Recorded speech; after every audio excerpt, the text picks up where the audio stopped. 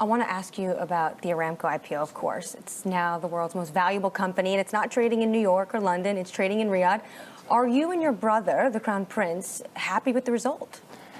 Well, I don't deal with him as my brother. I deal with him in the acceptable norm of a government. The king is the king, and he is the prime minister. Crown Prince is the Crown Prince, and he is the Deputy Prime Minister. He also chair the IPO high-level committee. You were on that as well, right? I am in there, and I'm also in the executive committee.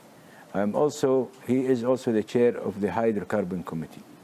So in reality, he is my boss. He's my immediate boss, and I report to him, and I'm honored for being a person that can report to him. But have you spoke to him about the IPO? Is he happy with it?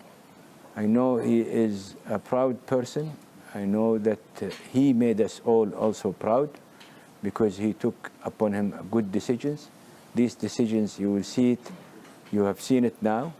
It brought us a 4.6 times the oversubscription. I think it will be, we will all be proud as Saudis, himself and every Saudi, when this company trades, and give it the next few months, and you see that his calculation of what Aramco is worthy would be there. Unlike what you have seen, the so-called pseudo evaluators, it's already going to be sold for 1.7, but I would be more than assured to believe that it will be way much higher.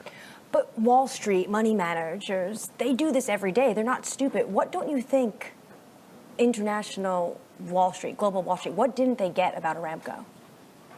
Well, it's a different being somewhere down the city in London and being down Dhahran and see a culture of 60 years, a company with the 60 years of well endowment and a relationship between a government and a company that enabled it to build its image, its assets, and the endowment it has in terms of reserves.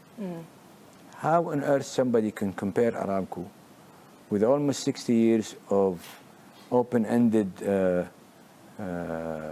ability to exploit 266 billion barrels of oil, God knows how many cubic feet of gas, with, by the way, a good chunk of shale gas that we will be surprised that we will be producing it over some years from now.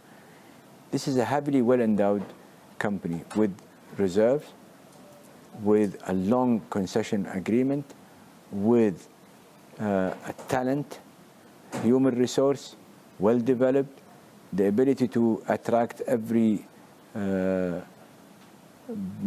person that can help, good training programs, good investment portfolio internationally, more aspiration and clarity of what this company will do in the future, very well diversified portfolio.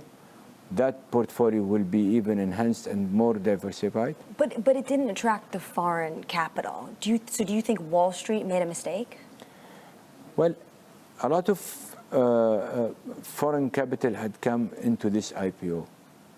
I would have to also stress that, which is something that maybe not a lot of people are aware of it.